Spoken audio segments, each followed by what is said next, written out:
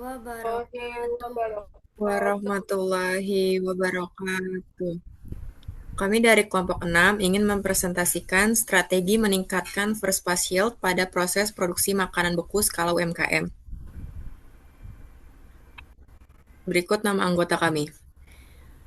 Perkenalkan, nama saya Elga Rumanjani dengan NIM 64251424.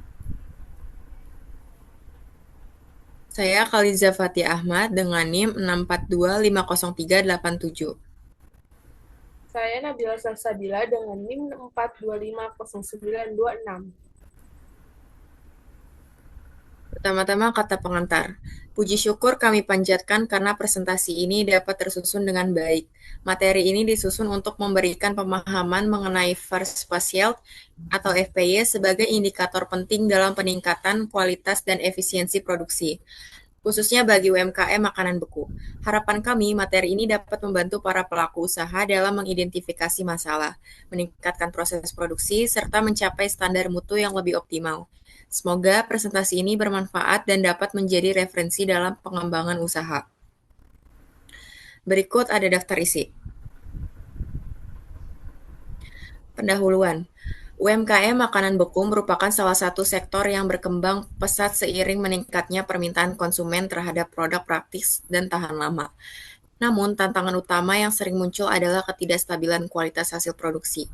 Salah satu indikator penting untuk mengukur stabilitas tersebut adalah First Pass Yield atau FPY, yaitu persentase produk yang berhasil lolos pengecekan kualitas pada pemeriksaan pertama tanpa perlu perbaikan ulang.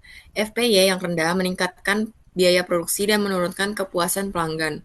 Oleh karena itu, diperlukan strategi perbaikan proses yang terstruktur agar UMKM dapat meningkatkan efisiensi, menjaga mutu, dan memenuhi standar pasar modern.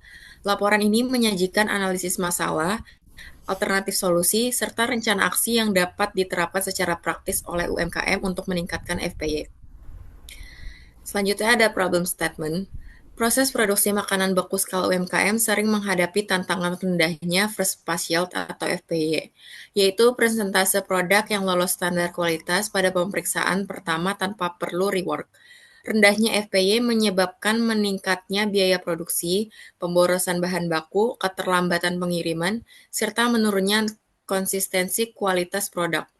UMKM umumnya memiliki keterbatasan pada standar operasional, kompetensi tenaga kerja, dan pengendalian proses, sehingga variasi dalam pencampuran bahan, pengisian, pembentukan, hingga pembekuan dapat memicu cacat produk. Selain itu, keterbatasan alat ukur, dokumentasi proses, dan kurangnya analisis data mutu membuat akar masalah sulit diidentifikasi. Jika tidak ditangani, rendahnya FPY dapat menghambat daya saing UMKM di pasar yang menuntut kualitas stabil dan efisiensi tinggi.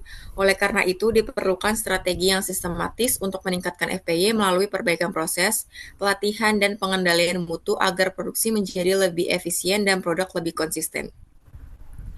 Berikutnya ada metode. Analisis peningkatan first pass yield pada UMKM makanan beku dalam laporan ini menggunakan dua pendekatan utama. Yang pertama, ada pendekatan manufacturing, ada identifikasi proses yang tidak memberikan nilai tambah atau non-value added. Dua, eliminasi aktivitas berlebih seperti pemotongan ulang, pembekuan ulang, atau pemeriksaan ulang yang terlalu sering. Tiga, penerapan prinsip aliran kerja yang lebih mulus atau flow optimization. Dan yang terakhir ada standarisasi kerja untuk mengurangi variasi hasil.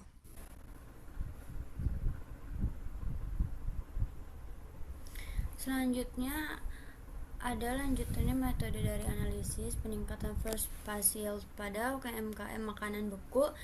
Dalam laporan ini menggunakan dua pendekatan utama, yaitu yang nomor 2 selanjutnya penggunaan diagram fishbone atau Ishikawa. Yang pertama untuk mengidentifikasi akar penyebab ketidaksesuaian. Yang kedua damage, yaitu kurangnya pelatihan kesalahan manual. Yang ketiga damage chain, yaitu freezer tidak stabil, alat pengemasan kurang presisi. Selanjutnya ada metode yaitu SOP tidak baku, alur kerja tidak konsisten. Dan selanjutnya ada material bahan baku tidak seragam, kualitas dingin cepat berubah. Dan terakhir ada environment, yaitu suhu ruang produksi tidak terkontrol. Selanjutnya ada pemetaan proses. Yang pertama ada penerimaan dan inspeksi bahan baku, pandai penimbangan bahan, penggilingan atau pencampuran, pembekuan manual atau mesin, penggorengan awal jika menggunakan metode fryer free, pendinginan untuk menurunkan suhu inti produk, pembekuan cepat blast freezing atau untuk menjaga bentuk dan tekstur, dan selanjutnya ada pengemasan dengan standar berat dan segel tertentu, dan yang terakhir ada penyimpanan dalam freezer dengan kontrol.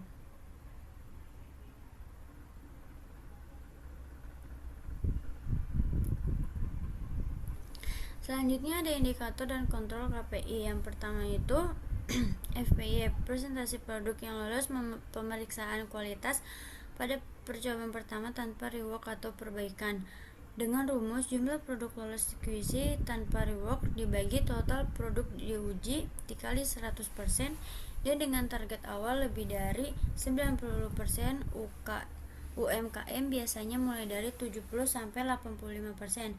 Yang kedua ada defect rate, yaitu tingkat cacat. Presentasi produk yang gagal memenuhi standar mutu karena kerusakan fisik, berat tidak sesuai, kontaminasi, atau salah bentuk. Dengan rumus jumlah produk cacat dibagi total produk dikali 100%, yang dengan target awalnya kurang dari 5%. Selanjutnya ada rework rate, yaitu proporsi produk yang harus diperbaiki atau diproses ulang karena tidak memenuhi standar. Dengan rumus jumlah produk rework dibagi total produk dikali 100%, yaitu dengan target awal kurang dari 3%.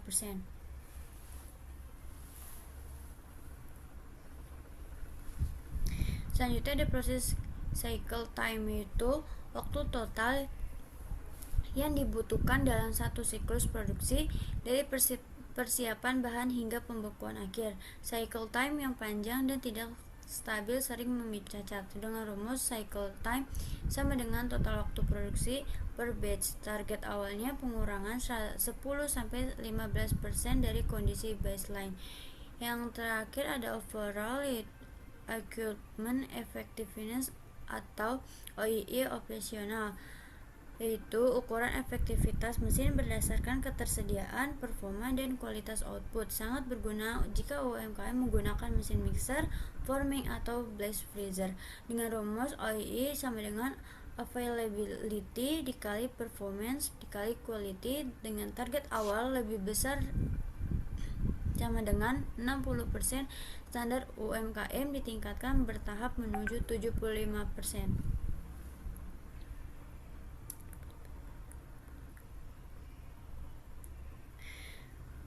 Hasil datanya, FVP awal tercatat 78%. Variasi suhu pada proses pembekuan mencapai plus atau minus 4 derajat Celcius dari standar. 32% cacat disebabkan bentuk produk tidak seragam, 21% cacat disebabkan oleh lapisan es berlebihan dan SOP belum standar, tidak konsisten antar shift, dengan operator belum memiliki pelatihan penanganan mutu yang memadai. Analisis gapnya yaitu standar FVP target industrinya 90-95% dengan gap 12-17%. Standar struktur pembekuannya minus 18 derajat Celcius, stabil gapnya, suhu berfluktuasi, yaitu selanjutnya ada standar keseragaman bentuk dengan cacatnya kurang lebih dari 10%, gap cacatnya 32%. Standar pengendalian bahan baku belum diterapkan, jadi gapnya variasi mutu tinggi. Pembahasan dan rencana tindakan.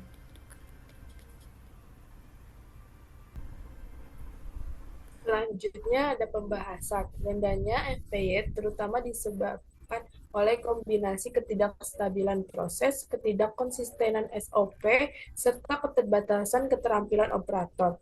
Fluktuasi suhu pada tahap pembekuan mempengaruhi tekstur akhir dan menyebabkan produk cacat. Selain itu, proses pembentukan produk yang masih manual menyebabkan variasi bentuk yang signifikan. SOP yang tidak baku juga berdampak pada variasi antar shift kerja. Rencana tindakan harus berfokus pada pengendalian proses, perbaikan kompetensi operator, dan standarisasi mutu bahan.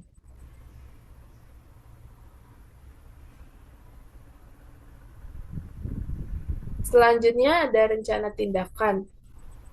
Yang pertama itu standarisasi SOP produksi untuk tiap tahap proses. Yang kedua, kalibrasi dan perawatan rutin mesin pembekuan dan pengemasan. Yang ketiga, pelatihan operator terkait mutu HACCP dan teknik kerja standar. Yang keempat, ada pengendalian bahan baku dengan checklist mutu dan sistem FIFO atau FEFO. Yang kelima, ada konversi proses manual menjadi semi-otomatis jika memungkinkan. Yang keenam, ada penerapan QC pada titik krisis seperti kadar air, bentuk, dan suhu inti produk. Yang ketujuh, ada penerapan PDCA secara berkala untuk perbaikan berkelanjutan.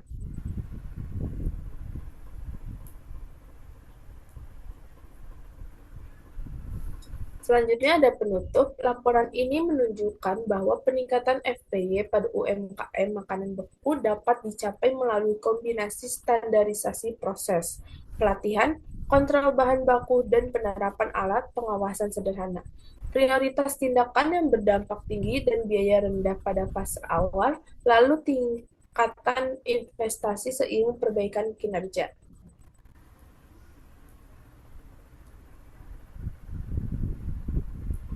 Di sini ada referensi dari beberapa yang sudah kita cari.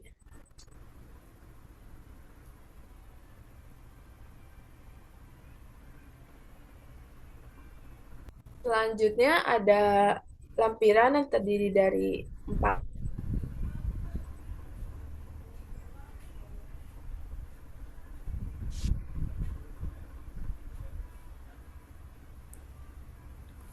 Terima kasih. Baik, sekian dari Terima kasih. kelompok kami. Kurangnya mohon maaf. maaf. Wassalamualaikum Waalaikumsalam warahmatullahi wabarakatuh.